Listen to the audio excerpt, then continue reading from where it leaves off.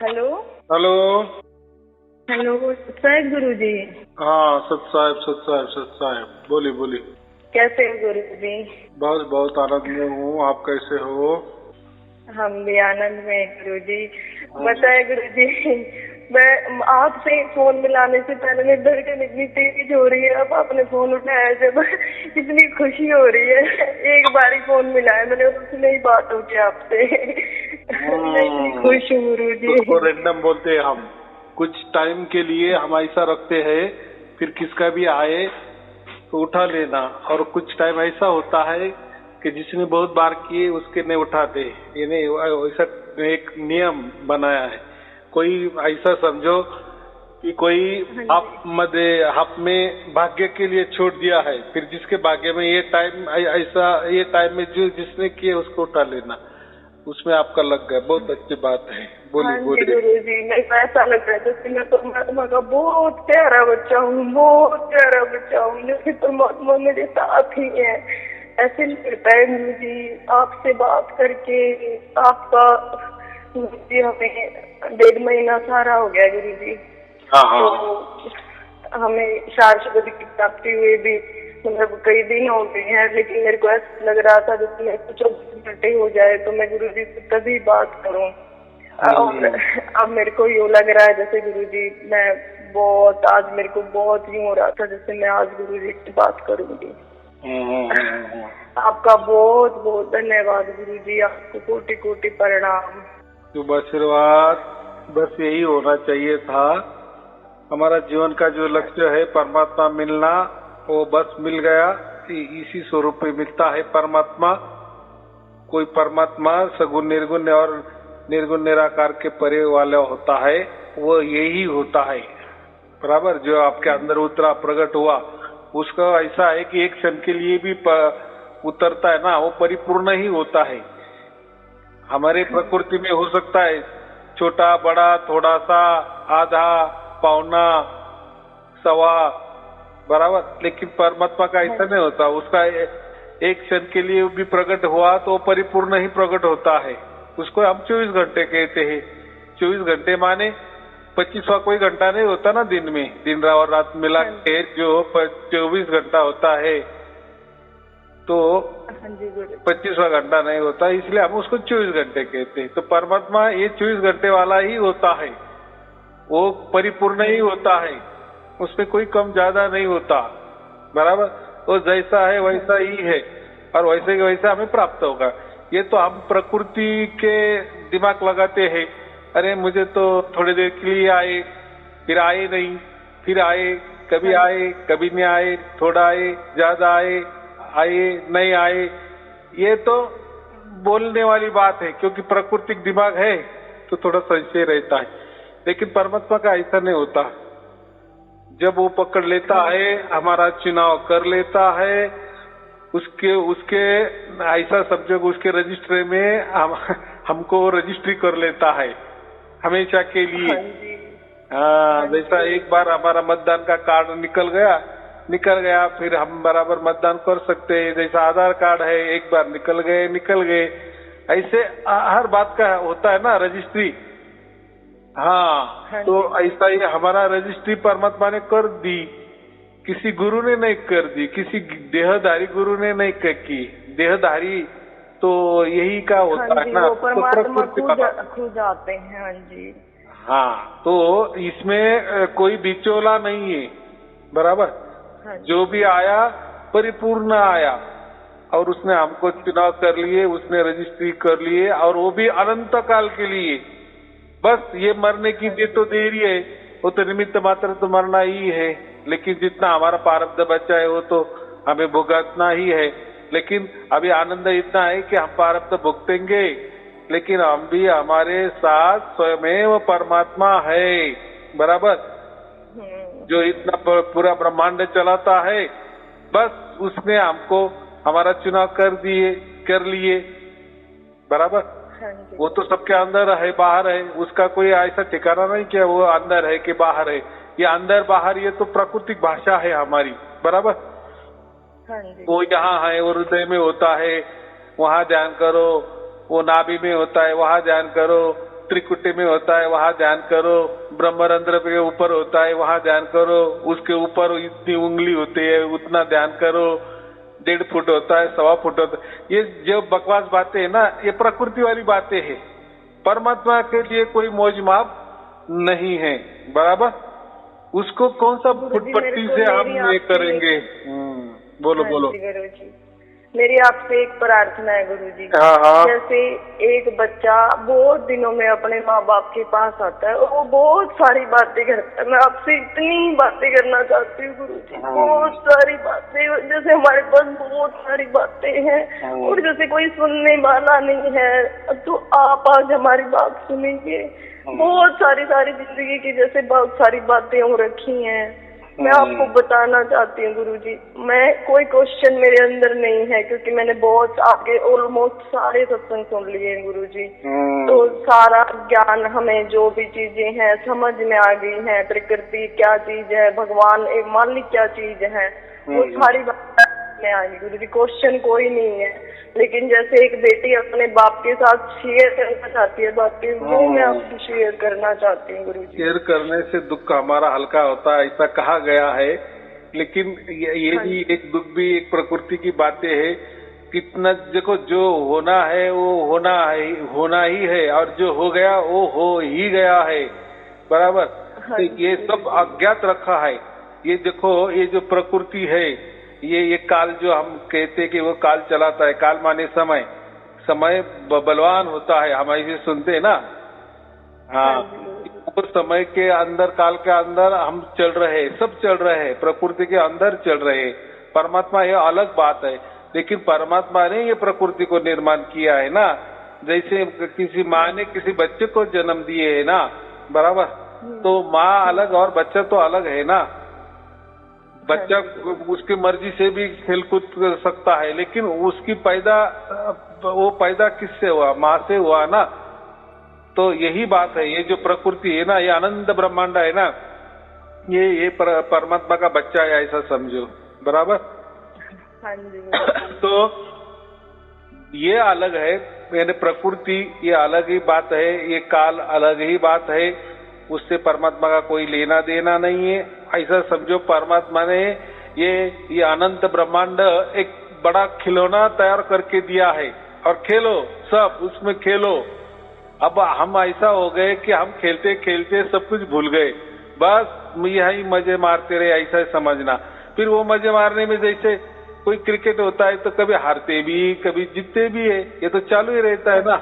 कभी world cup हम जिताते हैं, कभी नहीं होता है, ये हार जीत तो चल, लेकिन खेला है ना, खेलना तो पड़ेगा ही ना, बराबर।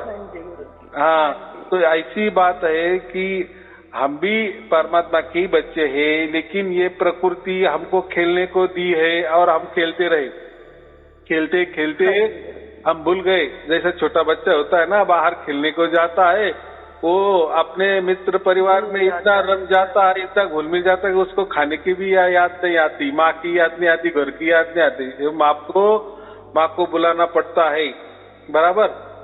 या अगर बच्चे को समझ में आए कि नहीं अभी बहुत टाइम हो गया, घर में जाना पड़ेगा, नहीं तो माँ चिल्लाएगी, खाने का भी टाइम हो गया, बराबर, तो बराबर घर में आ जाता है।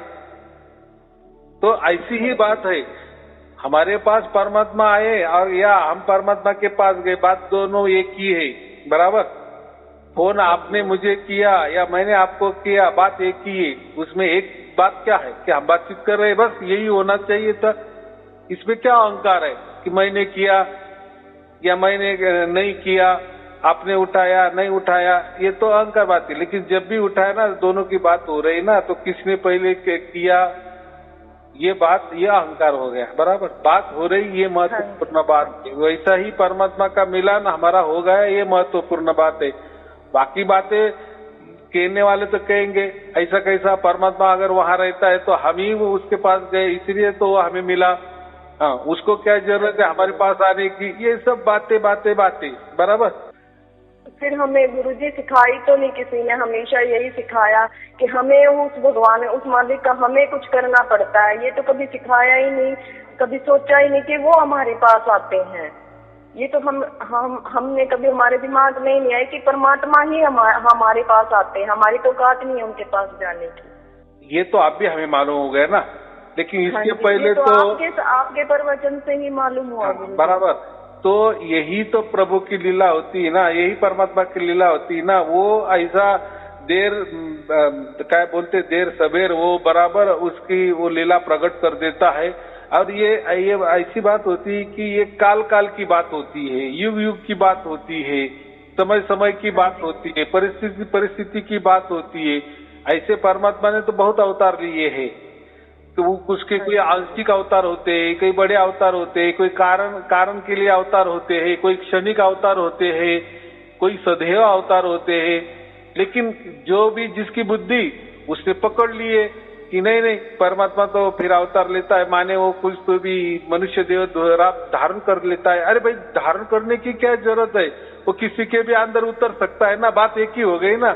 उसके लिए उसको जन्म थोड़ी लेना पड़ता है क्या? अरे वो तो परमात्मा है ना, वो तो उसके अंदर परमात्मा है, बराबर की नहीं, बात तो एक ही है ना। अगर उसके सभी बच्चे हैं तो किसी के घर में जा सकता है, नहीं कि माँ बाप किसी के बच्चे के घर में जा सकता है ना, उसके लिए कोई नया थोड़ी मकान बनाना पड़ता है। बच्चे तो आपके अपने ही होते हैं ना, तो किसी घर के बच्चे रह गए तो रह गए, बराबर की नहीं। आपको अगर कहीं गांव जाना है तो आप थोड़ी नई गाड़ी खरीदी करेंगे क्या, 4 व्हीलर? अरे मुझे गांव जाना, अरे भाई क्या किस लिए करनी है, बाजू वाली की ले लो, उसको भाड़ा दे दो, या भाड़े पे ले लो, या एसटी बस से जाओ, बराबर अपना काम होगा, छोड़ दो। तो ऐसा ही परमात्मा को अगर कुछ काम करना है तो वो स्वयं क्यों अवतार लेंगे, बराबर की नहीं? किसी बच्चे के अंदर उतर जाएगा, वो बच्चे तो उसका है, उसको जो काम करना है वो। तो ऐसे ही अभी ये जो प्राइम टाइम है, इसमें घर घर में जाके परमात्मा प्रकट हो रहे हैं। अभी ये परिस्थिति ऐसी है ना, अभी ये ऐसा है कि कलयुग खत्म होने वाला है और अभी सतयुग शुरुआत है, यानी ये प्राइम टाइम है, दोनों के बीच में टाइम वाला है, बराबर। यानी यहाँ कलयुग खत्म हो रहा है और बाद में सतयुग शुरू होने वाला है। तो ऐसा तो नहीं ना आज कलयुग खत्म हो गया कल सतयुग शुरू हो गया, ऐसा थोड़ी होता है क्या? होता है क्या? ये बड़े बड़े हम महल देखते हैं, बड़े बड़े मकान देखते हैं, बड़ी बड़ी बिल्डिंग देखते हैं, बड़े बड़े पुल देखते हैं, बराबर की नहीं? तो वो तो एक दिन में नहीं होता ना, उसके लिए कुछ तो भी दिन लगते हैं ना, टाइम लगता है गुरुजी थोड़ा, बराबर ना। अभी पुल बन गया किसी नदी पे तो उसको 4-5 बरस लगते हैं, फिर वो तैयार हो जाता है। ऐसा नहीं कि आज अरे ये पुल बनाना है बस आज दिए और कल पुल बन गया, ऐसा नहीं होता। तो ऐसे ही ये युग युग का ये होता है, एक युग थोड़ा सा अस्त होने में थोड़ा टाइम लगता है और नया में शुरुआत होती है, फिर नया में शुरुआत हो जाती तो समझ में भी नहीं आता, बराबर। तो वो बराबर उसमें ही ये हो जाता है। तो हमें इतना ही कहना है कि ये सब परमात्मा की प्रभु की लीला होती है और उसने अगर हमें बनाया है तो वो तो कुछ भी कर सकता है, इसलिए वो तो सर्वव्यापी है ना। सर्वव्यापी ने उसने सबको व्याप्त किए है। ये जो अनंत ब्रह्मांड वो चलाता है माने उसके अंदर है ना वो, तो हमारे अंदर बाहर है ना वो, खचाखच हमारे अंदर बाहर परमात्मा ही भरा भरा है। यानी ये पूरे ब्रह्मांड जो है ना अनंत ब्रह्मांड है, इसके आजू बाजू खचाखच परमात्मा ही भरा है। जैसे मैं ये उदाहरण देता हूँ ना, जो पेट सी माँ होती है उसके पेट के अंदर बच्चा होता है तो बच्चे के अंदर बाहर माँ ही माँ होती है कि नहीं? हाँ जी। तो इतना सिंपल बात है। वैसा ही फिर अभी ऐसा है तो लोग फिर पूछते हैं तो फिर खचाखच भरा है तो फिर उसको प्राप्त तो क्यों करना है, लेकिन मालूम तो होना चाहिए कि नहीं? हाँ जी। देखो जैसा बच्चा माँ के पेट में होता है तो उसको कुछ समझता है क्या कि मैं माँ के पेट में हूँ, ऐसा समझता है क्या उसको? वो तो उसके धुंधी में रहता है ना, उसके जो धुंध होती है, उसको जो भी नैसर्गिक रीति से उन जो कोई नियम होगा उसी में वो मस्त रहता है। उसको कुछ समझता नहीं कि मैं बच्चा हूँ, स्त्री हूँ, पुरुष हूँ, कि छोटा हूँ, बुद्धिमान हूँ, उसको कुछ नहीं समझता। बस जैसे हम सो जाते हैं ना, जैसे सो जाते हैं तो समझता है क्या मैं स्त्री मैं पुरुष कि मैं अभी सोया हुआ हूँ? कुछ नहीं समझता कि मेरे बाजू में कोई शेर आ गया है कुछ समझता है क्या? कुछ नहीं समझता। लेकिन है तो रहता है ना वो। वैसा ही हमारे अंदर बाहर तो खचाखच परमात्मा भरा है, लेकिन हमें नहीं समझता ना, क्योंकि हम पेट के अंदर है, हम बच्चे हैं, बराबर। इतनी बुद्धि नहीं चल सकती। ये हम प्रकृति की धुंधी है हमारे ऊपर। ये काल के नियम हमारे अंदर बैठे हुए हैं।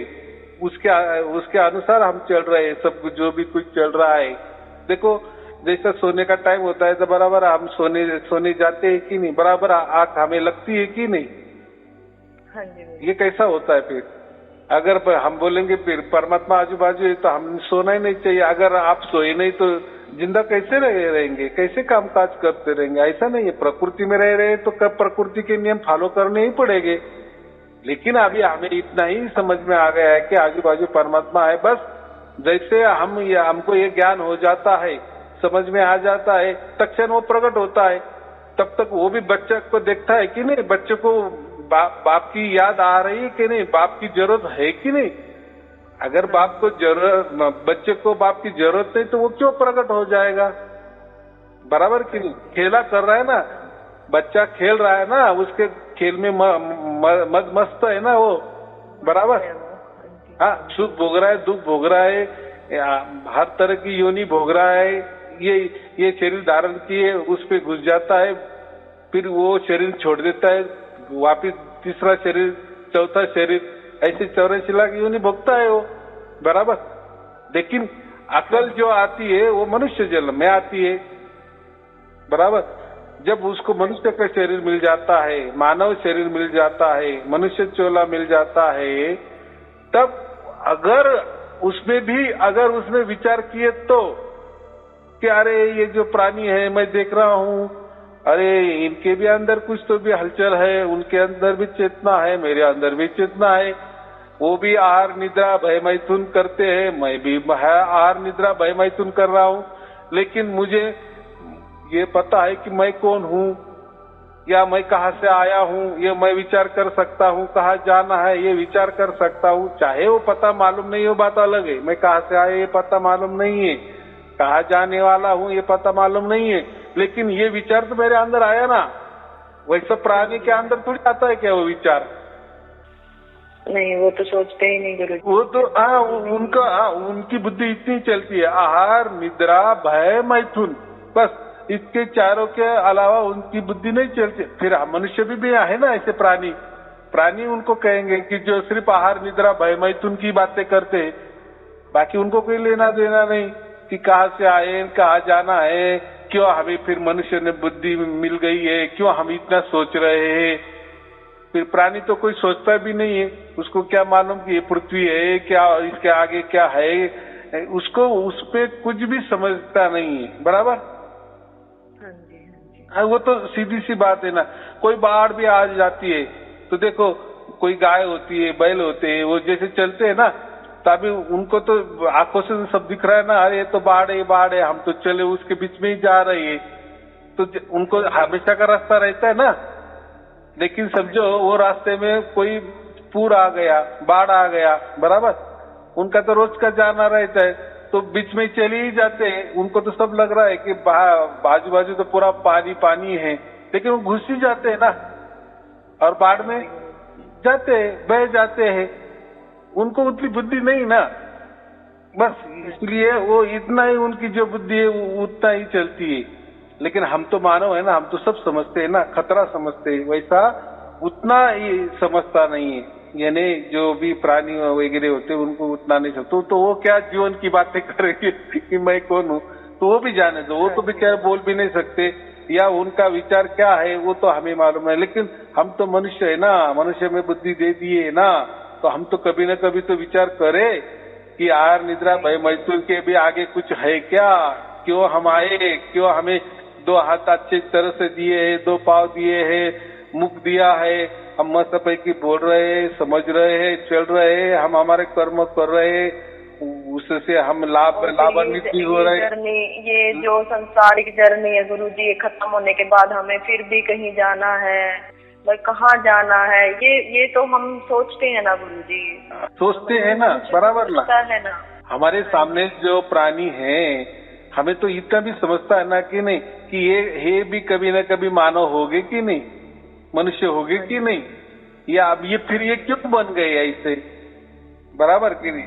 वो भी खाना खा रहे, हम भी खाना खा रहे, सब कुछ हमारे जैसे वो कर रहे। मतलब आहार निद्रा भय मैथुन उनमें भी हमने भी है, इसका मतलब वो भी कभी न कभी हमारे जैसे ही होंगे, हमारे जैसे ही होंगे। और कभी हमारा भी नंबर आना है गुरुजी, कभी ऐसी योनि भुगतने के लिए हमें भी, मतलब हम भी बनेंगे कभी ये चीज, अगर परमात्मा अगर हमें नहीं मिला तो।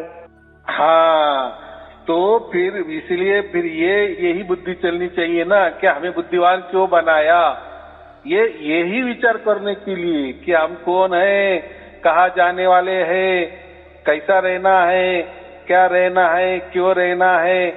तो इसीलिए ये जब बुद्धि समझ में आती है ना ज्यादा, तब वो उसको पता चलता है कि अरे मैं तो परमात्मा का बच्चा हूँ, परमात्मा का अंश हूँ।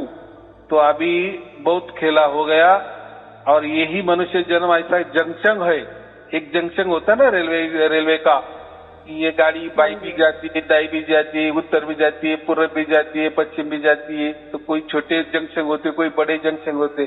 तो ये मनुष्य से चोला जो मिलता है ना, ये बहुत बड़ा जंक्शन है, बराबर।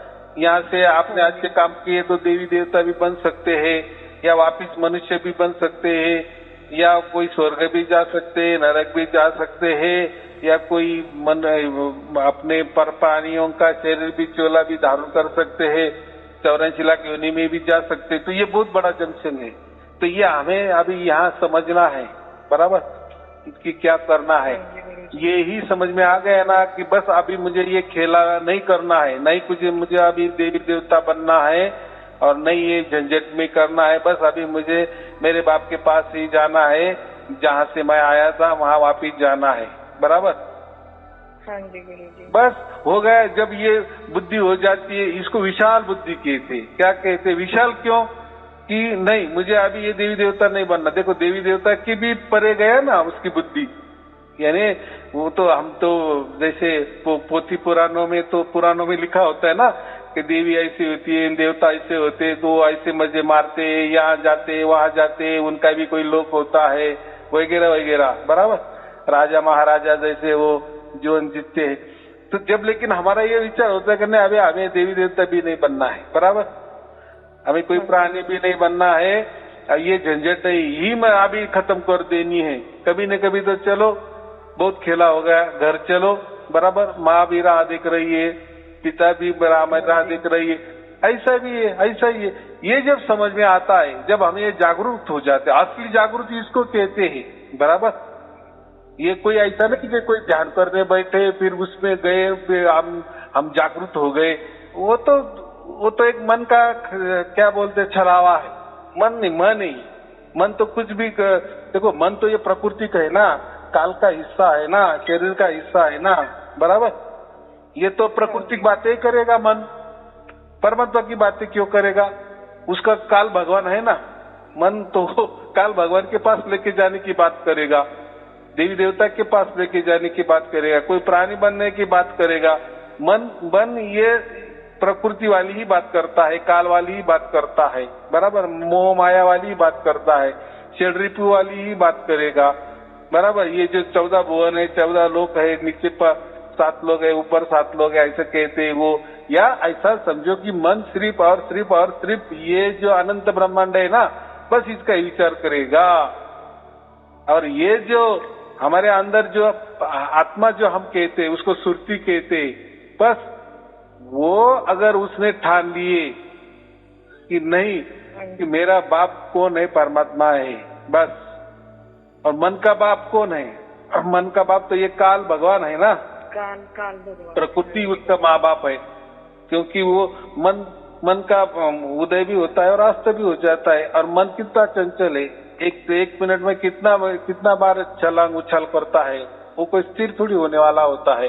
आपने देखो, कोई लोग बोलते हैं ऐसा कैसा, हमारे गुरुजी ने तो बहुत बढ़िया ध्यान बताया है। हम जब ध्यान में जाते हैं ना तो बहुत आनंद आ जाता है, पूरे शून्य का आनंद उठाते हैं।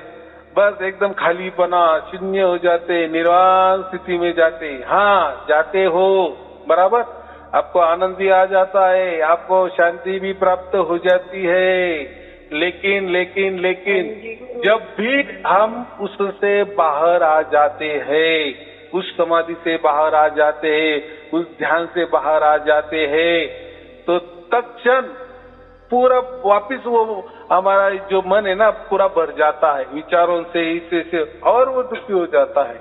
और उसका विचार जो तो पहले छोटा था ना वो और बढ़ जाता है बराबर। हाँ जी। जैसा वो झूला होता है ना, झूला जैसे वो जैसे पीछे जाता है एकदम, तो उसमें क्या होता है, वो स्थिर हो जाता है बराबर। लेकिन जितना पीछे गया वापिस उतना वो आगे जाता है बराबर, जितना आगे गया उतना वापिस पीछे आ जाता है बराबर। या जैसा हमने पत्थर ऊपर उछाले बराबर, एक टाइम ऐसा आता है कि वो स्थिर हो जाता है और फिर वो नीचे वापिस शुरुआत होती है ना। पहले जैसे फेंकते हैं तो ऊपर ही ऊपर जाता है, उसका स्पीड फिर कम हो जाता है, फिर जीरो हो जाता है, शून्य हो जाता है। लेकिन वापिस वो आता है ना, नीचे गिरता है ना। हाँ जी। तो कितना स्पीड बढ़ता है उसका। तो ऐसा ही जब हम कोई ध्यान करने बैठते हैं ना, शून्य में ध्यान लगाते हैं ना, तो मन तो शून्य हो जाता है। लेकिन जब उस हमारी समाधि हम खोल देते हैं या ध्यान से उठ जाते हैं, तो तत्क्षण हमारा ऐसा समझो इतना जोर से मन हमारा और उछलता है, इतना उछलता है और उछलता है। तो फिर वो लोगों को क्या हो जाता है, वो ध्यान करने की आदत ही लग जाती है बराबर। बाहर आए तो उनको इतना परेशान होते हैं कि ऐसे समझो कि पूरे उनके शरीर जागते हैं, पूर्ण क्रोध उनको आ जाता है बराबर। फिर वो बोलते हैं अरे ये अच्छा नहीं, ये प्रकृति अच्छा नहीं, चलो वापिस हम ध्यान करने जाते। लेकिन आप कितने बचोगे बराबर। और ये कोई ध्यान करना माने कोई परमात्मा प्राप्ति करना ये नहीं ना बराबर, ये आप मन शांत करने का प्रयास करते हो बराबर।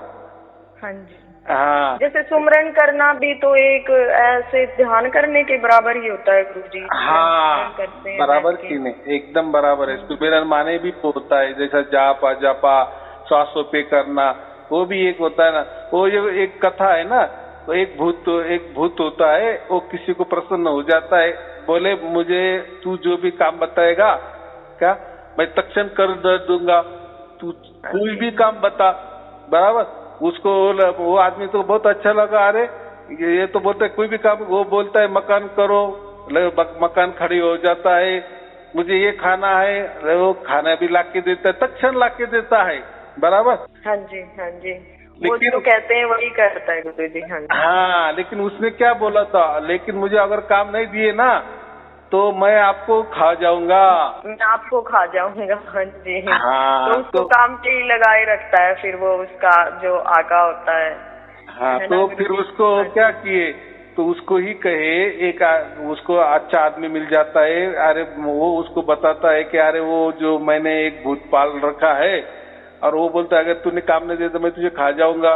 अब मैंने तो उससे सब कुछ काम करवा लिए और वो काम अभी मांग रहा है, अभी काम तो मुझे जो चाहिए तो सब मिल गया, अभी तो काम क्या देने का, नहीं तो मुझे खा जाएगा। फिर वो अच्छा आदमी बोलता है कि अभी एक काम कर तू, कि उसको बोल एक बहुत बड़ा खंबा तैयार कर तू बराबर, 100 मीटर का खंबा तैयार कर, और वो बाद में वो तैयार किए कि उसको बोलने का बस अभी तेरा काम यही है, ऊपर जाना नीचे आना, ऊपर जाना, ये जब तक कुछ बता जाओ नीचे जाओ, उसको काम पे लगा दीजिए गुरु जी। बस। तो इसमें थोड़ी परमात्मा की प्राप्ति हो गई क्या। तो वैसा ही ये हम मन को लगा देते हैं काम पे, कोई मंत्र पे जाप कर रहे, कोई शास्त्रों पे जाप कर रहे, लेकिन वो मन है, वो तो भूत ही है, वो तो प्रकृति है, वो तो मोह है, वो तो माया है। लगता है थोड़ा अच्छा, लेकिन वो बनावटी सुख है, बनावटी आनंद है बराबर, बनावटी शांति है, डुप्लीकेट जो हम बोलते हैं, असली नहीं बराबर। इसीलिए तो फिर बहुत सारे लोग बोलते हैं ना, हमने तो बहुत जाप किए, अजाप किए, गुरु के पैर दबाए, गुरु ने बहुत हमें बड़े बड़े मंत्र दिए, बहुत बड़ी बड़ी साधना दिए, बहुत कुछ किए, लेकिन हम तो बाकी खाली के खाली ही है। खाली माने हमें हमारे जीवन में उल्टा ज्यादा दुख तो दुख, लेकिन वो दुख तो कम होने का नाम ही नहीं था। तो ऐसा क्या हो गया? लेकिन गुरुजी तो बताते थे, ये लो मंत्र, आपका परमात्मा अच्छा कर दिए लेगा, ये ध्यान ले लो, ऐसा ध्यान टिकाओ, परमात्मा आपका अच्छा कर। लेकिन परमात्मा ने हम हमारे ऊपर क्यों ऐसा ये गलत किए, हमको ज्यादा उसने उल्टा दुखी क्यों? तो वो कोई परमात्मा का जाने का रास्ता ही नहीं था, बराबर। वो तो मन को एक कुछ तो भी काम दे दिए था, वो भूत को एक काम दे दिए थे। और वो उसमें ही लगे रहते थे गुरुजी। हाँ। मतलब अब ये टाइम हो गया, अब रामायण का टाइम हो गया, अब आरती का टाइम हो गया, बस वो सारा दिन उसी चीज में लगे रहो। वो मन अपना खुश होता रहेगा कि हाँ तू बहुत कुछ कर रहा है मालिक के लिए। हाँ, ऐसा ही होता है ना। जैसे हम कभी बोर हो जाते हैं ना, तो बच्चे क्या बोलता है, चलो मम्मी पापा कहीं तो हम बाहर जाएंगे, थोड़ा घूम के आएंगे, चलो अभी 2 दिन की छुट्टी है, शनिवार रविवार है, शनिवार रविवार है, बराबर कि नहीं? तो क्या होता है, थोड़ा हल्का आ जाता है कि नहीं? जाते तो 2 दिन में, लेकिन आना तो पड़ता ही है। सोमवार के दिन तो ड्यूटी तो जाना ही है। हो जाता है गुरुजी। 2-4 दिन हम जैसे बाहर जाते हैं, पिकनिक मनाने जाते हैं, तो 2-4 दिन मन खुश हो जाता है, बस ये होता है, और उससे कुछ नहीं निकलता। लेकिन बाद में आ जाने के बाद वही टेंशन, वही दुख, वही टेंशन। हाँ जी, वही लेना देना, वही काम, वही झगड़े वापिस शुरू। फिर ऐसा क्यों? वो 2 दिन कैसा अच्छा लगा? तो ये ऐसे ही ये मंत्र तंत्र है ना, ये 2 दिन का ऐसा समझो पिकनिक के लिए जाते हैं हम। कोई जाते हैं ना, चलो अभी बाबा जी का बहुत बड़ा सत्संग होने वाला है, फिर वो सत्संग में हम जाते हैं, बहुत अच्छा लगता है कि वहाँ बहुत सारे हजारों परिवार आते हैं, मिलना जुलना होता है, खाना पाना होता है, बराबर की थोड़ी भक्ति होती है, भजन होता है, नाचना होता है, बहुत अच्छा लगता है। हम तो गुरु दरबार में गए ना, गुरु तो बोलता है नहीं नहीं मेरे दरबार में आओ, मेरे आवरा में आ जाओ। आवरा जो होता है ना, उसका वो कहता है कि मेरे आजू बाजू जो भी आएगा ना, उसका भला ही भला होगा, उसके ऊपर कृपा दृष्टि का वर्षाव ही वर्षा हो जाएगा। तो ऐसी कृपा दृष्टि का वर्षाव क्यों? जब हम वहां से चले जाते हैं वापिस हमारे घर में, तो 1-2 दिन हमारे को अच्छा लगता है, लेकिन बाद में जो है वैसे के वैसा हो जाता है। फिर ऐसा कैसा क्या आपका आवरा, डुप्लीकेट आवरा उसको हम कहेंगे ना। तो ऐसा ये कुछ नहीं, ये सब नादानी बचपन की बातें होती है, बचपना है ये। लेकिन अभी ऐसा है ना, किसी को अगर समझता है नहीं तो उसके लिए उसके सिवा और क्या चारा है, बात ऐसी है ना। हाँ जी, फिर और कुछ तो साधन नहीं था ना गुरुजी। जैसे अब इस बात पे मैं आपको एक थोड़ी सी अपनी बात शेयर करूंगी। हाँ, बोलो बोलो। मेरी सिस्टर ने भी आपके पास फोन किया था, मतलब कई दिन पहले। तो जैसे वो मम्मी से रिलेटेड कुछ बात पूछी थी उन्होंने, कि मम्मी से कुछ बात हो गई थी गुरुजियों की, और वो फिर एक्सपायर भी हो गए थे। फिर आपने कहा था कि गुरुजी वो तो मालिक की गोद में ही आप समझो, क्योंकि उन्हें परमात्मा के स्वरूप का पता चल गया था। बराबर। हाँ जी, तो मतलब उस टाइम पे जैसे दुखी हो जाते हैं, तो मैं भी बहुत दुखी होगी। और कबीर साहिब के सत्संग में गुरुजी हम, मतलब मैं 12-13 साल की थी जब से जाने लगे थे हम। तो गुरुजी मतलब ये मन में ये था कि 4 शब्द होता है, मतलब क्या होता है वो, ऐसा क्या होता है जो बोला नहीं जाता, लिखा नहीं जाता। मन में ये ऐसा वहम हो गया गुरुजी के मतलब हर बार यही सोचते रहते। तो एक बार आपका सत्संग मेरे सामने आ गया उसी टाइम। तो मैं गुरुजी मतलब ये तो पता नहीं था, सुना नहीं था कभी कि भाई परमात्मा खुद प्रकट होते हैं हमारे अंदर। हम तो ये सोचते रहते हैं हमारी कोई शिष्य होते हैं गुरुजी। और मैं आपका सत्संग सुन रही गुरुजी, ट्रूली आपको बताऊंगी कि मैं मतलब ये काट के ये वीडियो में ये सुन रही कि 4 शब्द का कहाँ आएगा गुरुजी, 4 शब्द कौन सा देते हैं। मतलब ये बात मैंने कई दिन सुना, फिर मेरे को समझ नहीं आया, तो मैं सारा सत्संग सुनने लगी। तो गुरुजी मतलब मैंने सुना 10-15 दिन सुना गुरुजी। तो मेरे को मतलब ज्यादा समझ में नहीं आया कि ये धुन होती है, जो नाम होता है, ये परमात्मा खुद आगे देते हैं। मैंने सोचा कि मतलब गुरु ही देते हैं, आप ही देते हो, और आपके पास मुझे आना पड़ेगा। और अभी इतना टाइम नहीं है और ना वो मूड है कि हम वहाँ गुरु के पास जाएं।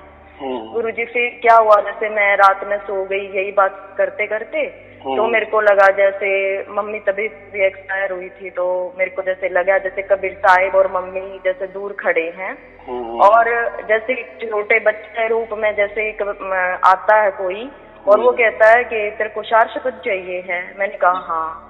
तो उसमें जैसे मेरे कान में जैसे कुछ ऐसा वर्ड, ऐसी एक धुन बताई गुरुजी, जैसे हुंकार की धुन होती है। जैसे हम अपने परमात्मा को याद करते हैं और रोते हैं, जब वो धुन आती है, जब वो हमारा रोना आता है, सिर्फ वही चीज उसने बताई। और मेरे दिल में क्या गुरुजी, हमने ये कथा कहानी सुन रखी थी कि धर्मदास जी को जब सार शब्द मिला था तो धर्मदास को वहीं पे समाधि कर दिया गया था कि ये किसी को बता देगा और ये सार शब्द बाहर नहीं जाना चाहिए और वो मर जाएगा। मतलब मेरे दिल में ये था, ये इसने मेरे को बता दिया कि ये मर जाएगा, अब मैं भी मर जाऊंगी क्योंकि मेरे को सार शब्द पता चल गया। गुरुजी मैं रो रही हूँ, इतना बड़ा पंडाल दिखाई दे रहा है जैसे, तो और मैं देख रही हूँ उसको कि वो जा रहा है और अब ये मर जाएगा अब ये मर जाएगा। बस वो मेरी आंखों से ओझल हो गया गुरुजी, ना वो मरा ना मैं मरी, बस उठ गए गुरुजी। सपना था वो तो खंडित ही होना था, सपना था। तो गुरुजी मेरे को ये लग रहा है क्योंकि ये सारी दुनिया का क्वेश्चन होगा मेरे को लग रहा है, इसीलिए मैं आपसे ये बात शेयर कर रही हूँ कि वो एक दृष्टांत था। अगर ये हम किसी की भक्ति करते हैं तो हमें वहम होता है गुरुजी, मतलब दिन रात उसी की चिंता, उसी की बात, उसी का मतलब ध्यान।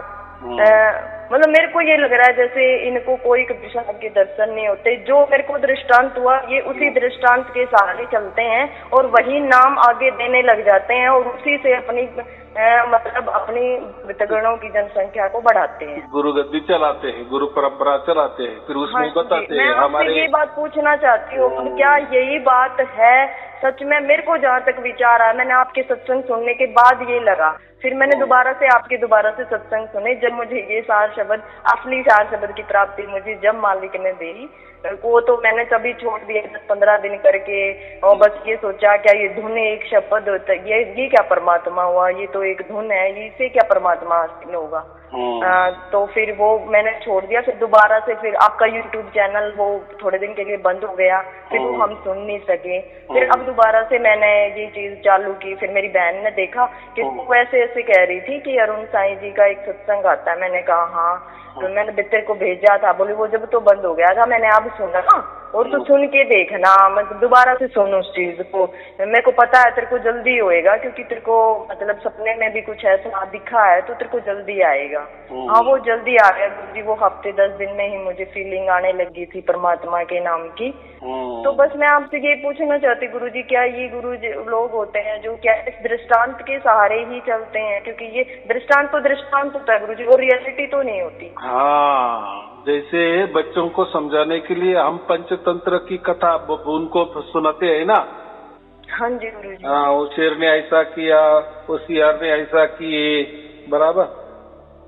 तो ये पंचतंत्र क्यों बताते हैं? पंचतंत्र में वो प्राणियों की कहानी क्यों लिखी जाती है, या उसमें आदमी को भी तो नहीं होती, वो किसी के साथ बनी थोड़ी होती है। उसमें सीख होती है, सीख, बराबर। एक प्रकार की शिक्षा मिल जाती है, एक प्रकार का बोध हो जाता है, इसलिए समझाने के लिए दृष्टांत दिए जाते हैं ना। तो अभी देखो लोग तो इतने ये होते हैं, मैं तो अभी उसका आंसर जवाब दूंगा मैं, लेकिन थोड़ा सा अभी मैं अब यही बोल रहा हूँ कि बहुत सारे लोग है ना, तो कबीर साहब ने बहुत सारी ऐसी जगह ऐसे लिखी है कि हम तो गर्भ से आए हैं, हमने तो ये करना है। देखो वो जब वो बोलते हैं ना तो लगे बाकी लोग क्या बोलते हैं, जैसे व्हाट्सएप पर नॉलेज वाले लोग होते हैं ना, व्हाट्सएप का ज्ञान प्रसार करते हैं, व्हाट्सएप में ही गुरु बनते हैं। तो बोलते देखो यहाँ कबीर जी खुद कह रहे हैं कि हम गर्भ से आए हैं, बराबर। तो ऐसा नहीं होता, वो बोलने की एक बात होती है। देखो अभी मेरे 700-800 प्रवचन है, तो मैं भी समझाने के लिए मैं भी ऐसा बोलता हूँ ना, अरे हम तो इसके पहले प्राणी थे, फिर प्राणी में चक्कर लगा के हम मानव बन गए। तो कोई क्या बोला, देखो सायारुण जी भी प्राणी थे, अभी देखो पहले उनकी कभी मुक्ति नहीं हुई, उनको कोई मोक्ष नहीं मिला, ये तो खुद उनके मुंह से बोल रहे कि मैं प्राणी।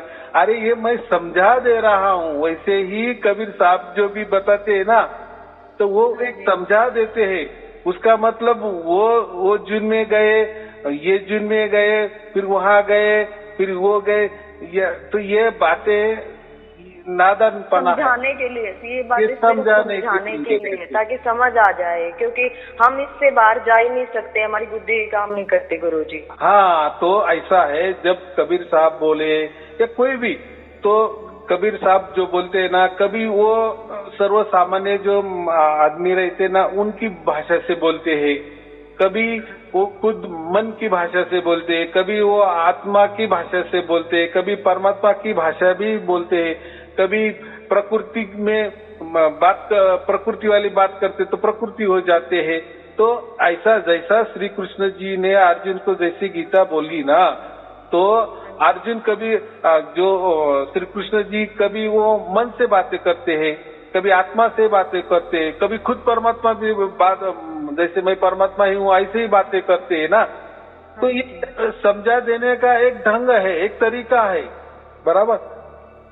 तो उसका मतलब वो नहीं। अभी ये चलो ये तो हो गया बात।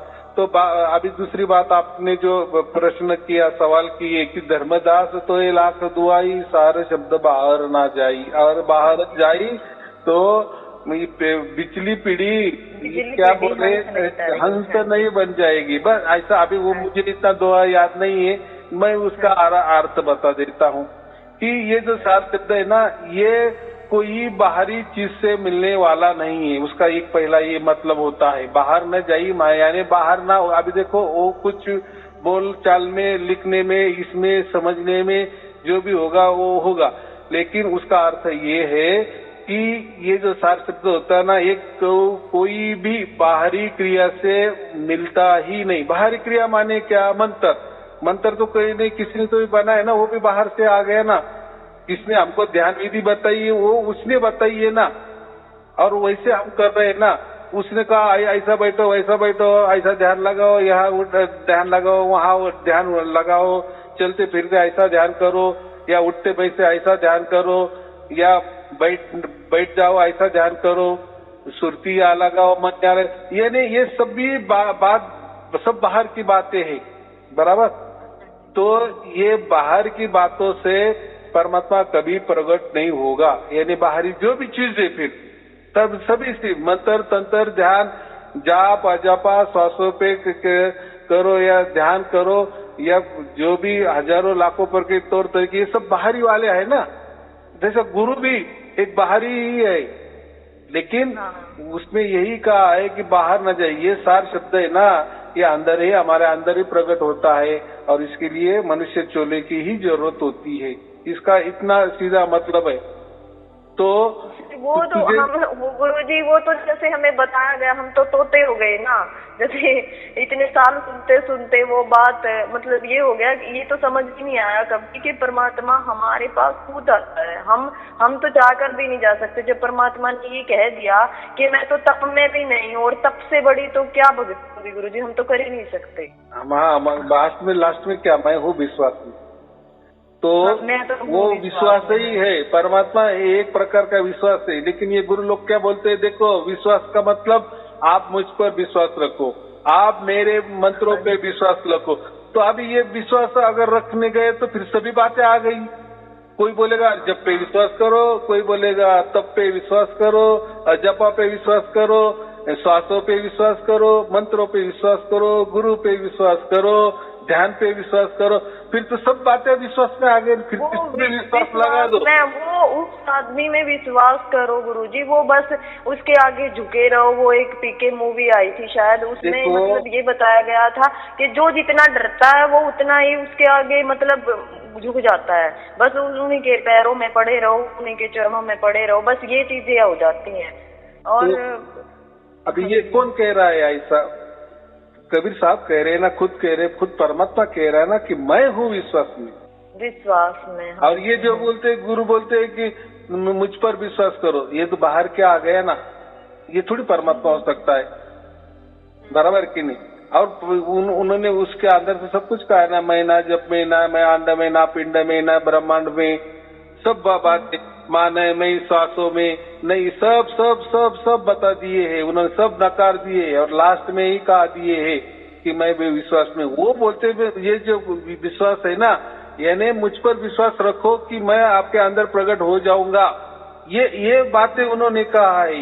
ये विश्वास की बात की कि मैं विश्वास में हूँ, यानी आप मुझ पर विश्वास रखो, दूसरे पे न, दूसरा नहीं। दूसरा माने क्या? मंत्र, ये मंत्र दूसरा हो गया कि नहीं? गुरु ये दूसरा हो गया कि नहीं? ध्यान ये भी हम करते हैं ना, यानी वो तो हमारा ध्यान है, या हम करते हैं, या किसी हमको ध्यान बताए, सब बातें हमारा छोड़ के सब बातें दूसरा हो जाता है, तो कहाँ विश्वास होता है? परमात्मा का विश्वास। परमात्मा कह रहे हैं ना कि विश्वास, तो मैं हूँ विश्वास में, तो विश्वास रखो कि मैं प्रकट हो जाऊंगा। अभी समझ में आ गया ना हमको ये बात? नहीं तो ये लोग तो उसका अर्थ अलग अलग करते थे। समझ में आई गुरुजी, आपके प्रवचन सुनने के बाद ये चीज, हर चीज समझ में आने लग गई गुरुजी।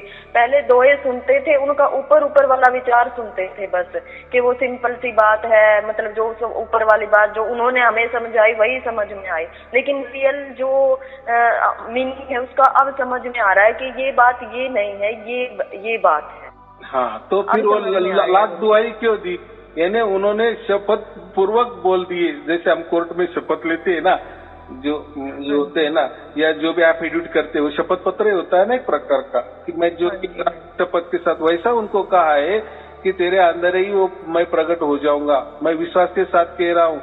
लेकिन अगर तूने ऐसा नहीं किया तो क्या कहा बाद में कि तुझे लाकर दो आई सांस से बाहर ना हुई, अगर बाहर हुई तो हंस ना बने। तो अभी क्या पिछली पीढ़ी माने अगले जो भी पीढ़ी होंगी या जो भी चल रही है, हमारे बीच वाली पीढ़ी, बराबर, अगले वो पिछली वाली पीढ़ी नहीं कहे, पिछली वाली पीढ़ी कहे माने वो तो लोग मर गए ना उनसे क्या लेना चला है? या अगली जो पीढ़ी आने वाली है उससे भी क्या वो थोड़ी हम देखने वाले हैं, वो पीढ़ी भी आगे वाली पीढ़ी क्या है, और पिछली वाली पीढ़ी थोड़ी हम पिछले थे क्या?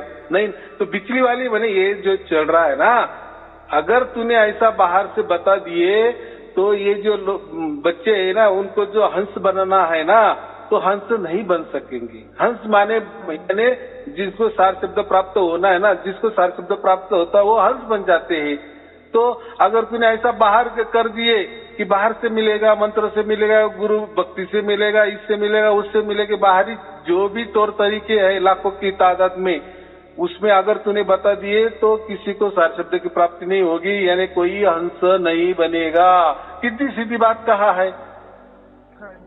अगर शपथ दी तो फिर वहीं स्टॉप होना जानना चाहिए ना, बस तुझे मैंने शपथ दी, बस अभी तू बोलो ही मत। लेकिन उन्होंने उसके बाद में क्या कहा? अगर तूने शपथ नहीं की, यानी मेरे विश्वास पर तू नहीं चला, मैं जो बता रहा हूँ वो अगर तू नहीं मानेगा तो उससे क्या नुकसान होगा, वो उन्होंने बता दिए ना। जब तूने बाहर का मार्ग लोगों को बता दिए ना कि ये मूर्ति पूजा में है परमात्मा मिलेगा, ये देवी देवता में परमात्मा मिलेगा, या कोई ध्यान में परमात्मा मिलेगा, जप में मिलेगा, तप में मिलेगा, स्वास्थ्य में मिलेगा, तू जब भी बाहर वाली बातें करेगा ना तो कोई हंस नहीं बनेगा। इतना सीधा बता दिए। उसमें क्या है, ज्यादा दिमाग लगाने की बात है। देखो, परमात्मा की वाणी होती है वो बहुत सहज होती है, बराबर। ये लोग इनके स्वार्थ के लिए उसको उल्टी पलटी कर देते हैं उल्टी पुल्टी का गुरुजी, मुझे एक बार अभी मेरे को ध्यान आई बात, जैसे आपकी बात सुनने के बाद हमें ये लगता है कि परमात्मा कभी ऐसा नहीं करता। जैसे हम पहले किसी और गुरु के पास जाते थे तो दूसरे गुरु के पास बाद में चले गए, जो वो भी कबीर साहिब के थे। तो जैसे हम मेरे जीजू नाम नहीं ले रहे थे गुरुजी, जैसे दीदी नाम ले रही थी तो जीजू नाम नहीं ले रहे थे। तो मतलब गुरुजी ने उनसे क्या बोला कि भाई या तो तू आराम से आ जा, नहीं तो परमात्मा तुम्हें घसीटते हुए लाएगा। मतलब परमात्मा क्या किसी को घसीट सकता है गुरुजी? जो उसके भाग्य में होगा वो तो उसको मिलेगा ना। क्या उसको मतलब दुखी करेगा कि आप तेरे को मेरी शरण में आना पड़ेगा, गुरु का नाम तो लेना पड़ेगा, और भगवान मतलब मालिक दुखी करके लाएगा। फिर वो डरता हुआ क्या हुआ गुरुजी? वो ले नहीं रहे थे, उसने उस बात को ऐसा पकड़ा कि वो उन्होंने नाम ले लिया उस वजह से। देखो, परमात्मा क्या कहे है, परमात्मा किसी को डराता नहीं और किसी से डरता भी नहीं। इसका मतलब क्या होता है? वो तो परमात्मा प्रेम स्वरूप है, वो बच्चों को प्रेम ही करना जानता है, बराबर। वो जो डराने वाला होता है। गुरुजी परमात्मा कैसे घसीट के कैसे ला सकता है? क्या हमें इतना दुखी कर देगा कि हमें वापस आना पड़ेगा, भाई आपका नाम लेना पड़ेगा? घसीटता कौन है? क्रोध कौन करता है? ये काल करता है। उसको काल भगवान भी कहते हैं ना हम। भगवान वो क्यों लगाए? तो वो इतना प्रकृति चलाता है ना, अनंत ब्रह्मांड चलाता है, इसलिए हम उसको भगवान कहते। लेकिन वो प्रकृति वाला भगवान, उसको काल भगवान कहते। जैसे सत्यनारायण की पोथी में आता है ना कि इसे कोई सत्यनारायण भी कहते, तो कोई इसे काल भगवान भी कहते हैं, ऐसा ब्राह्मण लोग बोलते हैं ना। सत्यनारायण की पोथी सुनी होगी तो बराबर। उसने प्रसाद भक्षण नहीं किए तो परमात्मा को क्रोधिष्ट, भगवान क्रोधिष्ट हो गए, उसने उनकी नाव डुबा दी। देखो इनका भगवान अभी भगवान को कैसा? अरे भगवान तो उल्टा गुनाह तो दिमाग में आता है गुरुजी। अब आपका नेटवर्क कैसा है, लोग बहुत सारे इस बात को सुन रहे होंगे, उनके सामने भी कभी ये बात आई होंगी, या आए तो वो ऐसा ना करें कि भाई हम दुखी होते हुए, मतलब इस बात से डरते हुए हम नाम धारण करें किसी का, तो वो मतलब वो तो गलत है। हमारे साथ तो बन चुकी है, लेकिन हम डरते भी इतने गुरुजी, मतलब उनके आगे इतने हाथ पैर जोड़ के खड़े रहते कि हमारे साथ कुछ गलत ना हो जाए। बात ऐसी है कि सबसे महत्वपूर्ण बात ये होती है कि ये गुरु लोग है ना, ये परमात्मा को मनुष्य रूप धारी ही करते हैं। मनुष्य जैसा होता है ना, उसके अंदर काम क्रोध लोभ मद मत्सर होता है ना, वैसा कि वैसा वो परमात्मा को भी शरीर रूप धारण समझते हैं। और जैसे हमारे में काम क्रोध लोभ ये ठसाठस भरा है ना, तो वैसा भी अगर वो परमात्मा भी मनुष्य शरीर जैसा है ना, तो फिर उसको भी काम क्रोध लोभ है, ऐसा वो समझते हैं। और वो भी क्रोध करेंगे, ऐसा समझते हैं। लेकिन मैं तो यही बताता हूँ ना कि परमात्मा जो है ना, सगुण साकार और निर्गुण निराकार के परे है, ये दोनों के परे है। तो और देखो, अगर वो सगुण साकार होता तो फिर मनुष्य आकार में होता, समझो, या किसी उसका आकार होता, फिर आकार होता तो फिर उसमें गुण भी होते। ये जो गुण है ना, जो ये षड्रिपु होंगे, या तो उसके अच्छे गुण होंगे, बुरे तो नहीं होंगे ना। तो ये क्या करते, सब उसको अच्छे भी गुण समझाते हैं, बुरे भी गुण उसमें घुसट देते हैं। लेकिन वो आकारों ऊपर की बात ही नहीं है। परमात्मा क्यों मनुष्य आम आदमी के अंदर इतना अहंकार नहीं होता, क्योंकि हम भगवान से डरते हैं, मालिक से डरते हैं हम कि हमें भगवान से डर लगता, हम ये काम ना करें, भाई हमारे अंदर इतनी अहम की भावना ना आए। लेकिन वो शायद वो डरते ही नहीं है गुरुजी, उनके अंदर ज्यादा अहंकार, मुझे मतलब जहाँ तक समझ में आया है, जहाँ तक देखा है, उनके अंदर ज्यादा अहंकार है गुरुजी। हम तो डरते हैं। अभी बात बराबर की आपने। जो भी परमात्मा का स्वरूप मनुष्य रूपधारी का बताता है ना, तो ऐसा नहीं है। तो एक मनुष्य होता है ना, तो इसके अंदर मैंने कहा ना कि हर मनुष्य के अंदर ये चिड़िपोट ठसाठस भरे हैं, उससे मनुष्य अलग नहीं कर सकते हम। बराबर, हम कभी भी किसी मनुष्य को प्रकृति के बाहर नहीं रख सकते, काल के बाहर नहीं रख सकते। फिर अगर वो बाहर गया तो फिर वो परमात्मा ही हो गया। कैसा बाहर हो सकता है? जब उसको सार शब्द मिल जाता है ना, तभी वो ये मनुष्य शरीर जो है ना, ये प्रकृति वाला जो शरीर है ना, ये जो काल का शरीर है ना, तभी इसका हम त्याग कर सकते हैं। तब तक नहीं, तब तक विदेह होने की कोई भी गुंजाइश नहीं है। जब तक सार शब्द मिलता है तभी हम पूरी तरह से विदेही हो जाते हैं, यानी देह की बात ही नहीं रहती है। अगर देह की बात हो गई, अगर देखो आप अगर किसी गुरु को, देहधारी गुरु को पूछते हैं, तो उसके अंदर अगर उसका मस्तिष्क है ना, हमने अगर स्कैन कर लिए ना किसी मशीन से, तो आपको उनके मस्तिष्क के अंदर काम क्रोध लोभ मद मत्सर अहंकार ठसाठस भरा हुआ दिखेगा। तो ये ऐसे ऊपरी तो बहुत मीठी मीठी बातें करते हैं। पर हम तो नहीं सोचते गुरुजी, हम तो ये सोचते हैं जैसे परमात्मा का रूप होता है, ऐसे ही गुरुओं का भी रूप होता है। हम उस गुरु में परमात्मा को देखने लग जाते हैं ना। हाँ, तो वही बताते हैं ना कि परमात्मा देह स्वरूप है, परमात्मा सगुण साकार है। देखो, ये पन्ना बताते हैं, पुस्तक दिखाते हैं, धर्म ग्रंथ दिखाते हैं, दोहे दिखाते हैं, तो उनको वही तो है बराबर सामने दिखाएंगे। वो गुरुपन के देखो, एक परमात्मा होता है ना, ये ऑल इन वन होता है, बराबर। उसके अंदर गुरु भी होता है ईश्वर भी होता है, वो खुद भगवान भी होता है, परमात्मा भी होता है, सब कुछ होता है, वो परिपूर्ण होता है। परिपूर्ण का मतलब क्या होता है? वो सब कुछ है, लेकिन उसको क्या, उसके अंदर ये रूप नहीं है, गुरु का रूप नहीं है, फिर वो परिपूर्ण कैसे कहेंगे? एक परमात्मा परिपूर्ण माने क्या है? सब खूबियां उसमें अंदर है, फिर गुरु की खूबियां उसके अंदर नहीं है क्या? है ना? कितने सहज बात है। तो ये लोग बोलते हैं नहीं नहीं, परमात्मा को पाने के लिए हम जैसे मनुष्य देहधारी गुरु करो तो आपको परमात्मा मिल जाएगा। यानी परमात्मा इनकम्प्लीट है, परिपूर्ण नहीं है, ऐसा इनका कहना है ना। हाँ, ये अगर मिले। गुरुजी, मैं एक बात और आपसे पूछना चाह रही हूँ गुरुजी। अब आपकी बात में मुझे बहुत सारी बातें याद आ रही हैं। जैसे मम्मी हो गए थे, तो मम्मी, मैं बता रही हूँ आपको कि मम्मी का गुरु के साथ कुछ हो गया था। तो मतलब मम्मी का गुरु से मतलब नहीं ही हट गया था। मतलब जैसे हम बात करते थे, लेकिन मम्मी का एक बार भी मतलब वेंटिलेटर पे थी मम्मी, वो बात कर रहे थे, लेकिन मतलब उन्होंने एक बार भी ये नहीं कहा कि मुझे गुरु से बात करनी है। बस वो ये कहते कहते चले गए थे कि मैं परमात्मा के दरबार में जाके रहूंगी। कहाँ ऐसे गुरु, परमात्मा इनको सजा क्यों नहीं देता भाई? ये ऐसे गुरु क्यों रखते हैं? हम बार बार क्या गुरु बदले? कितने गुरु बदले? किसमें सारी खूबियां किसमें है? वो ऐसे गुरु क्यों नहीं धरती पे छोड़ते? तो हमारा ये जो जीवन चलता है ना, ये प्रारब्ध की वजह से चलता है। इन्हें पिछले कर्मों का हिसाब किताब रहता है। तो ये जो भी हमारे साथ जीवन में घटता है ना, पिछला जो जीवन हमारा चल रहा है या हो गया है, तो ऐसा ही समझो, लेना देना हमारा छूट गया, मिट गया, उसका हिसाब हो गया, ऐसा ही समझना। लेकिन ये क्यों है ना, ये क्यों के उसके लिए कोई भी जवाब नहीं है पूरी दुनिया में। पूरे ब्रह्मांड में भी आप गए ना, अनंत ब्रह्मांड में, ये क्यों, ऐसा क्यों, इसके लिए कोई जवाब नहीं होता। और उस दिन के बाद जब भी हम कभी एक दो बार सत्संग में गए हैं गुरुजी, मतलब जब भी मतलब उनके मुंह से मतलब मम्मी होने के बाद ज्यादा मतलब एक ही बात मुंह में से आती है कि भाई अपने गुरु पे विश्वास रखो, कहीं ऐसा ना हो कि तुम मतलब तुम्हारे गुरु के प्रति संशय इतना आ जाए कि तुम गुरु से मिल ही ना पाओ। भाई गुरु में संशय मत रखो, गुरु के प्रति कोई भी बात में संशय मत रखो कि तुम्हारी इतनी जुदाई मतलब इतना बीच में दरार पड़ जाए कि तुम गुरु से मिलने ही ना पाओ।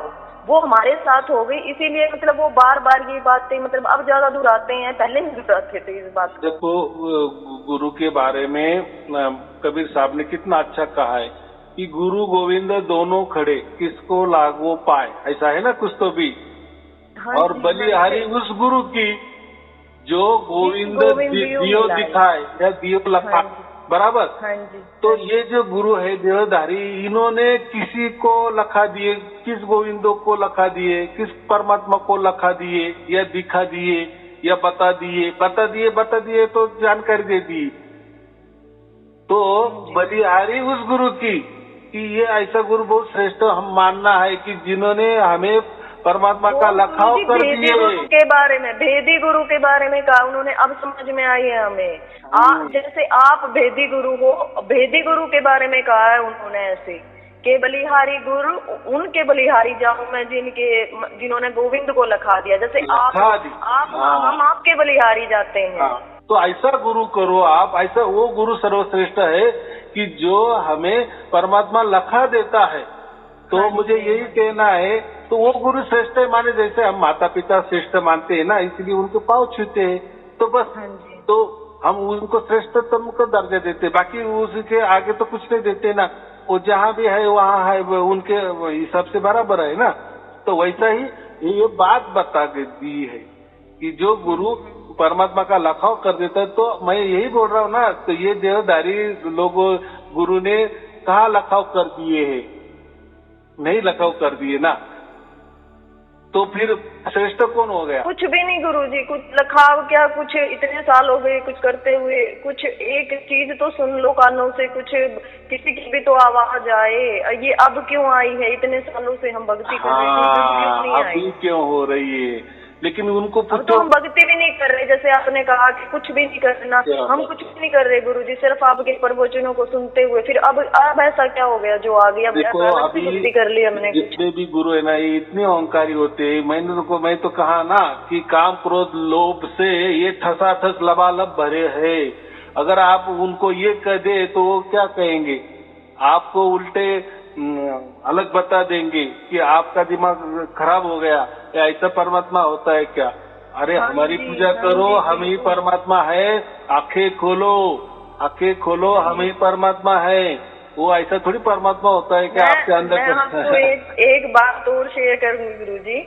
जैसे हम कहीं पे पाठ चला हुआ था तो हम वहाँ गुरुजी भी थे, तो एक लेडीज आई तो मतलब गुरुजी पूछने लगे उससे कि क्या हुआ तेरे बेटे का, जो बाहर जा रहे थे मतलब दूसरे कंट्री में जाएंगे उनके बेटा, तो क्या हुआ उनका, भाई गए नहीं क्या? तो मतलब उस औरत ने इतनी खुश होके, उसकी माँ ने इतनी खुश होके बताया कि गुरुजी मैं रात को अपनी जोत आरती करके जोत के आगे बैठ गई और सारी रात बैठी रही कि भाई इसका तो बाप भी नहीं है और ये कहीं पैसे फंस ना जाए, मेरा बेटा कहीं मतलब दुखी ना हो जाए हम।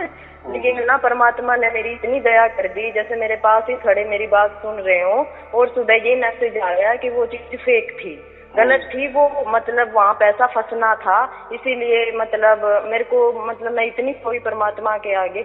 मतलब उस चीज से गुरुजी होना तो चाहिए गुरु को खुश कि तुम्हारे अंदर आत्मा के अंदर भी इतनी ताकत है कि तुम भी परमात्मा की भक्ति को करके मतलब पता लगा सकते हो कि ये चीज गलत हो रही है, ये गलत नहीं हो रही। मतलब उनको ये खुशी नहीं हुई, उनको ये हुआ कि नहीं भाई तुम्हें गुरु से पहले पूछ लेना चाहिए कि मतलब जाना चाहिए बाहर या नहीं जाना चाहिए, पहले गुरु से तो डिस्कस कर लिया करो। इतने भी बड़े भगत मत बनो कि तुम पे बैठ गए और तुम्हें ही पता चल गया। बताओ गुरु जी, ये कुछ मतलब ऐसी विवेक इतना जागृत हो गया गुरु जी, सच में इनकी चीजों को देख देख के इतनी चीजें समझ में आने लगी अब। हाँ, तो ऐसा होता है ना, जब सत मिलता है ना तब ये सब हमें बाकी समझ में आता है कि क्या है। जैसे हम ज्यादा ऊंचाई पे जाते हैं ना तो नीचे हमें सब कुछ, सबका मकान दिखने लगता है। तो ये क्यों? तो हम ऊंचे उठ गए। यानी हमारी जब विशाल बुद्धि हो जाती है ना, ये संकुचित बुद्धि है, गुरु बिरु ये जो है, ये सब देवी देवता, ये जो कि पूजा पाठ, ये जो है ना मंत्र तंत्र, ये ध्यान धारणा, ये क्रिया कर्म, ये सब संकुचित बुद्धि है। बराबर, इसमें स्वार्थ लाभालाभ भरा है। देखो कोई भी गुरु, जब हम उसकी भक्ति करते हैं, पूजा करते हैं, उसकी आरती करते हैं, तो वो कभी परमात्मा की बात नहीं करेगा, खुद को ही परमात्मा कहेगा। और ऐसा कहेगा कि आप ऐसी भक्ति करो कि मेरी प्रतिमा आपके त्रिकुटी में झलक आनी चाहिए, मेरी झलक आपको आपके रंध्र ब्रह्मरंध्र पे मिलनी चाहिए, मेरी मूर्ति आपके त्रिकुटी में उठनी चाहिए। देखो वो उसकी प्राप्ति करने को कहता है, हाड़ मास का देह उसको प्राप्त करने को कहता है। परमात्मा की वो कभी बात नहीं करे, क्योंकि उसको ही परमात्मा मालूम नहीं है। ये तो सब ढकोसला चल रहा है ना, बाजार चल रहा है ना, धंधा चल रहा है ना, और हम तो ये सोचते हैं कि इन गुरुओं को मतलब रोज परमात्मा के दर्शन होते होंगे, मतलब इतने अच्छे हैं ये, तो वो 2-4 घंटे क्या जो वेशभूषा, जो चीजें, जो व्यवहार, जो वो हमें इतना अच्छा लगने लग जाता है। और ये नहीं पता कि ये 24 घंटे नहीं रहता ये व्यवहार, ये मतलब जब हम उनके पास रहते तब पता चलता है, 2-4 घंटे में। वो कैसा है, जैसा कोई नाटक कंपनी होती है ना, नाटक के स्टेज में जब आते हैं तो अलग अलग पहराव करते हैं, अलग अलग बातचीत करते हैं, कोई राजा बन जाता है तो कोई, लेकिन जैसा नाटक खत्म हो जाता है वो उनका चोला फेंक देते हैं, फिर बीड़ी पीते हैं, सिगरेट पीते हैं, दारू पीते हैं, तो अलग है। आप अगर उनको कहेंगे भैया अरे आप तो उसमें तो राम का काम किए, आपने तो बहुत बढ़िया राजा का काम किया, और ये क्या फालतू काम कर, वो बोलेगा अरे मैं वो स्टेज पे था। तो वैसा ये इनका धंधे का जब स्टेज रहता है ना, तो वो बड़ी बड़ी मीठी मीठी बातें ही करेंगे। बराबर, हाँ, और उनकी ही प्राप्ति करने को कहेंगे, उनके हरमास देह की प्राप्ति करो, ध्यान में हमको देखो, हम ही आपके ध्यान में आने चाहिए, तो परमात्मा की बात कैसी करेंगे। बराबर, तो देखो वो तो जाने दो, देखो जैसे जिसके दुकान में जो वस्तु है ना, वो ही उसकी वस्तु की तारीफ करेगा ना। तो ये गलती तो किसकी, हम क्यों उसके दुकान में गए? चलो ये बात है, हमारी गलती है गुरु जी। हाँ, तो कोई गुरु आपको थोड़ी, हाँ, हाँ, गुरु थोड़ी आपको बोलने आया था? नहीं, कोई घर पे तो बुलाने नहीं आता गुरु नहीं आया था ना, बराबर की नहीं। तो हम तो एडवर्टाइज को ये करते, वो तो जाहिरात देते हैं, टीवी पे जाहिरात देते हैं, बड़े बड़े मासिक निकालते हैं, बड़े बड़े किताबें निकालते हैं, हम खरीदी करते हैं, फिर उसमें जो भी कोई ढकोसला बता दिया जाता है वही हम पढ़ते हैं, हम प्रभावित होते हैं और हम उनके पास जाते हैं, या कोई हमारा मित्र परिवार हम उनके पास लेके जाते हैं, या हमारे कोई रिलेटिव जो उनमें पहले से गए घुसे फंसे वही लेके जाते हैं और हमको फंसाते हैं। ये बात गुरुजी, एक बात मैं आपसे पूछना चाहती हूँ, जैसे अब ये ऐसी बात थी तो कबीर साहिब ने जो गुरु की इतनी महिमा जो गा दी, और हम तो एक एक स्टेप रखने से डरते हैं ना, फिर हमने गुरु की इतनी महिमा सुन ली कि गुरु ये होता है, गुरु को मानुष जोगने चरणामृत को पान, ऐसी ऐसी साखियां हम लोगों ने सुन ली, तो हम क्या करें गुरु जी? मतलब आम आदमी, अब तो हमें तो अब आपका ज्ञान हो गया है, भेदी चीज हमें मिल गई है, बराबर मतलब आम आदमी जो चीज मतलब नहीं समझ पाई। महत्वपूर्ण बात है ऐसी है, गुरु का जो मतलब है ना, वही प्रत्यक्ष में परमात्मा होता है, बराबर। सदगुरु यानी सदगुरु का क्या मतलब? सद यानी साध देना, जो परमात्मा को साध देता है वो सदगुरु होता है। और सतगुरु तो सदगुरु और सतगुरु ये दोनों में अंतर है। सतगुरु किसको लगाते हैं? जो परमात्मा स्वयं परमात्मा होता है ना, उसके आगे ही सतगुरु लगाते हैं। तो परमात्मा तो देहधारी तो नहीं होते, लेकिन समझो उनकी गुरु परंपरा है, उनकी प्रणाली है, उनका कोई गुरु का जो ये कहते हैं ना गुरु जी के जब कबीर साहिब आए थे धरती पे, तो क्या वो भी तो, उन्होंने भी तो ये बोला था कि मैं भगवान, क्या गुरु भगवान आएगा तो क्या सिंह लगा के थोड़ी आएगा? वो भी तो ऐसे मनुष्य रूप में ही आएगा, वो ऐसे उदाहरण देते हैं फिर गुरु जी। लेकिन मैं क्या बोल रहा हूँ, परमात्मा को मनुष्य चोला पकड़ने की कोई जरूरत नहीं ना, वो किसी मनुष्य चोले के अंदर घुस सकता है ना, मुझे ऐसा ये बात नहीं हमें समझ आई ना गुरु जी, ये बात नहीं समझ में कि उसको जन्म लेने की जरूरत ही क्या है? वो भी जाने दो, जब आए थे समझो कबीर साहब भी आए, तो देखो कोई अवतार में, जैसे हम कहते ना, राम ये 14 कला वाले थे, उनके अंदर 14 कला की ताकत थी, और श्री कृष्ण जय उनके 16 कला की ताकत है। 16 माने परिपूर्ण, 16 आना माने 1 रुपया, यानी 15 रुपया, यानी 100%। तो श्री कृष्ण 100% उनमें ताकत थी परमात्मा की, ऐसा समझो। और राम की 14% ताकत थी, 14% नहीं, यानी 14 आना जो कहते हैं ना हम, तो उसी हिसाब से। तो वैसे कबीर साहब समझो कि 100% में आए थे, यानी परिपूर्ण रूप से आए थे, लेकिन परिपूर्ण यानी परिपूर्ण परमात्मा नहीं आए थे, वो तो एक उन्होंने वैसे ताकत दे दी, बराबर, या उन्होंने उनकी वो ताकत प्रकट कर दी। उनको तो 52 बार मारा गया था, बराबर, वो तो उनकी कथा कहानी में है, लेकिन वो तो जिंदा हुए ना, और ये जिंदा हुए, उन्होंने वो लीला की, बहुत सारी लीला की, अलग अलग लीला की। तो ये जो अभी के जो गुरु बताते हैं कि हम कबीर जी है, हमारे सर पे ऊपर कबीर जी बैठे हैं, हमारे अंदर में कबीर जी ही बोल रहे हैं, तो इनको तो कुछ भी, एक भी कलाकारी नहीं आ रही है, या इन्होंने एक दोहा भी नहीं लिखा, इन्होंने एक दोहा भी नहीं लिखा, एक लीला भी नहीं की, बराबर की नहीं। तो ये जान दो क्या है, उसमें हमें नहीं ज्यादा जाना, वो क्यों कर रहे हैं, वो हमारा एक भाग्य का ही भाग था, बराबर, जो हम उनसे जुड़े। वो कहते हैं ना कुछ लेना देना था। हाँ, लेना देना ही होता है, इसलिए तो ऐसा हुआ ना। तो अभी जाने तो ना, लेकिन ऐसा समझो, ये जो भी कोई ढकोसला था हमारे साथ हो गया, वो तो खुद परमात्मा तो देख रहा था ना, इसलिए तो प्राप्त हुआ ना। वो तो उसकी इसमें से नहीं चुका ना, उसका जो कर्तव्य है उसको पार किए ना। जो काम करता है गुरुजी वो अपना कर्म भोगता है, हमें उससे कोई मतलब नहीं। हमने जो कर्म किया मालिक तो उसको देखता है, आपने जो भी गुरु डुप्लीकेट हो या नौटंकी करने वाला हो, लेकिन आपका भाव शुद्ध था ना कि सामने वाला परमात्मा ही है, ऐसा भाव से आपने किया ना, तो ये तो परमात्मा तक तो सब जाता था ना, पहुंचता था ना। उसको तो सब समझता था कि ये जो सामने वाला गुरु है ये नकली है, लेकिन आपका भाव शुद्ध था ना, ये भाव से ही तो आपका भाग्य बन गया, इसलिए तो आपके अंदर प्रकट हो गया। कितनी सहज सिंपल बात है। यानी परमात्मा उसकी जगह उसका करते हुए उसने बराबर किए ना, जैसे आपका भाग्य हो गया, आपके तुरंत अंदर वो प्रकट हो गया, बराबर की नहीं। तो ये भी एक मानना पड़ेगा ना। और जो जाना था वहाँ जाना था, गए थे, तो हम ऐसा क्लेम नहीं कर सकते कि वो तो ऐसे झूठे निकले, वो जाने दो। परमात्मा ने आपका क्या देखा? आपका भाव देखा। वो सामने वाला क्या है वो नहीं देखा, उससे क्या करना है, बराबर की नहीं। वो आपको कितना फंसाया था कि फंसा रहा था, उससे वो आपके जीवन में कोई परिणाम नहीं है परमात्मा के हिसाब से। बस परमात्मा सिर्फ आपका भाव जानता था कि हाँ ये मेरी बच्ची है, बस हो गया, प्रकट हो गया। ऐसा समझ के चलना।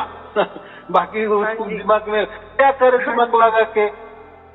आप एक गुरु की बात कर रहे हैं, ऐसे हजारों लाखों गुरु है, गली गली में गुरु है। बताओ कोई बड़ा गुरु है, कोई छोटा। जैसे आमिर गरीब होते हैं ना, तो कोई एकदम भिखारी होता है तो उसकी हर रोज खाने की लानत होती है, बराबर। और एक इतना श्रीमंत होता है कि पूरा पृथ्वी खरीद कर ले, इतना कोई अमीर हो जाता है। तो ये तो ऐसे सब लोग, सब प्रकार के लोग हैं, बराबर। ऐसे लाखों करोड़ों लोग हुए, कम ज्यादा, कोई अमीर है तो कोई गरीब है, तो कोई थोड़ा अमीर है, छोटा अमीर, बड़ा अमीर। तो ये वैसा ही गुरु का है। तो ऐसे बहुत सारे हजारों लाखों तादाद में गुरु है। क्या करना है हमें?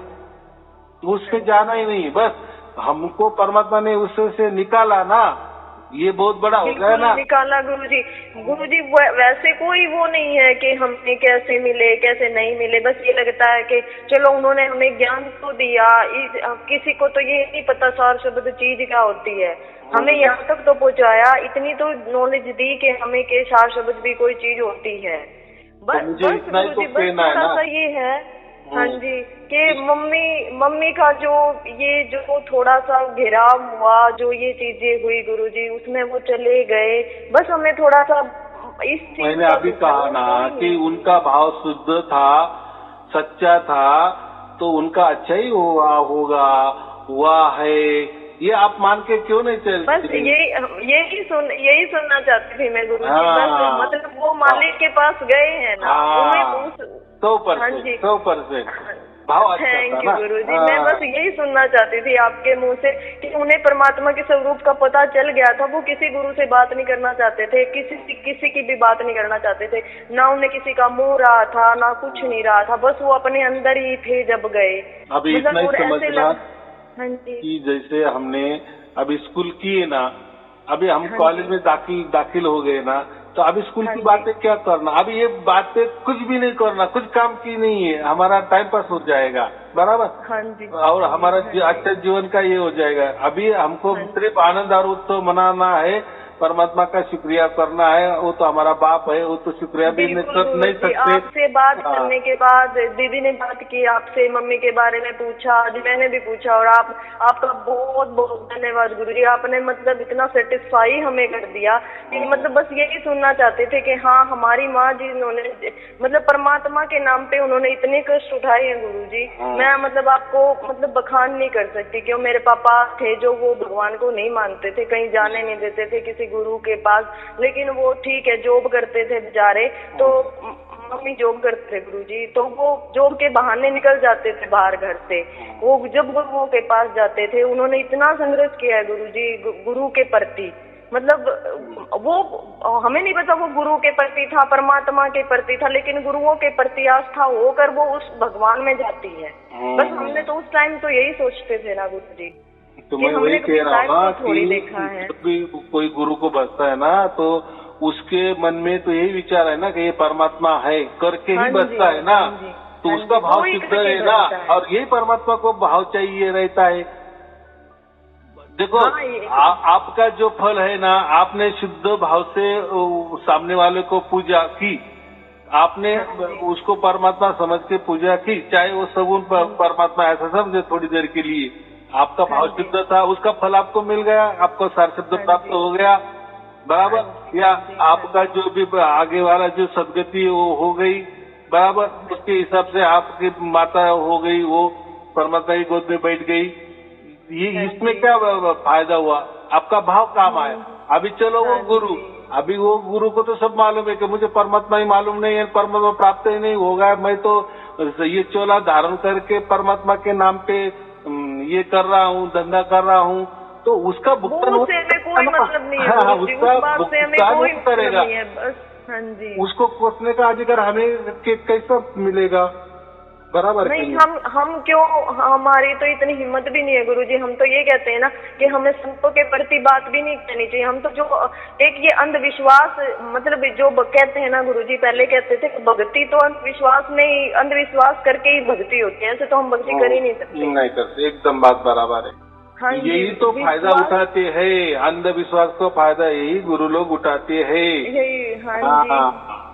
तो मुझे इतना ही कहना है, हमारा जो भी होता है, हमारा भाग्य हमको ही काम आता है, हमारे ही नाम पर उसका ये हो जाता है। और गुरु जो होता है ना, वो कैसा भी हो तो वो उसका भाग्य जाने, उसका खेला वो जाने, परमात्मा और वो जाने, बराबर। वो भी परमात्मा के बच्चा है, हम भी परमात्मा के बच्चे, लेकिन हमारा भाव वो देखता है। और वो जो गुरु का भाव है ना, वो जो नौटंकी कर रहा है, लोगों को फंसा रहा है, तो उसका भी भाव है ना बना, तो उसके हिसाब से उसको मिलेगा ना।